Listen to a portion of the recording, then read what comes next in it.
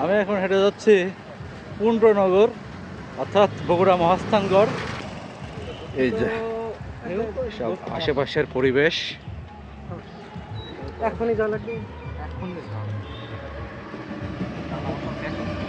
গোবিন্দ ভিটাই প্রবেশ করছে, যে গোবিন্দ ভিটা প্রত্নতত্ত্ব স্থল, প্রবেশ টিকিট মূল্য। গোবিন্দ ভিটায় চলে আসলাম, দেখি একটু গোবিন্দ ভিটাটা কি। গোবিন্দ ভিটা ভগ্নাবশেষ। ভাবতে গেলে বেশ অবাকই লাগে যে মাটি খুঁড়ে খুঁড়ে এই সমস্ত জিনিসপত্র বের করা হয়েছে। ভাগ্যিস মাটি খুঁড়েছিল, না হলে কিভাবে দেখতাম। দৌড়াদৌড়ি করার জন্য আদর্শ জায়গা বলে মনে করছে মনে হয় কেউ কেউ এখানে। এটা মহাস্থানগড় প্রত্নতাত্ত্বিক জাদুঘরের প্রবেশপথ। এখানে আমি আপনাদেরকে এই প্রবেশ টিকিটের মূল্য তালিকাটা একটু দেখানোর চেষ্টা করছি।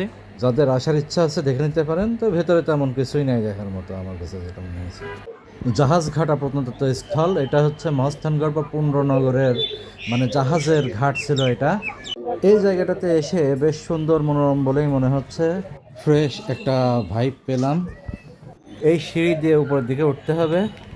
অনেকেই এখানে বসে দেখা যাচ্ছে একটা সেলফি টেলফি নিচ্ছে। সিঁড়ি দিয়ে উঠছে এখন।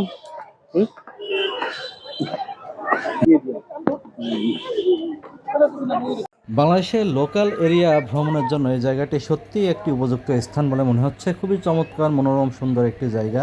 বগুড়া মহাস্থানগড় বগুড়া শহর থেকে মাত্র আধা ঘন্টার পথ। আপনারা সিএনজি ভাড়া করে খুব অল্প টাকায় এখানে চলে আসতে পারবেন। ফ্রেন্ডস, তাহলে এই ছিল আজকে আমার বগুড়া মহাস্থানগড় ভ্রমণের সংক্ষিপ্ত একটা ভিডিও চিত্র। যে যেখান থেকে আমাকে দেখছেন সবার জন্য শুভকামনা। সবাই ভালো থাকবেন। আসসালামু আলাইকুম।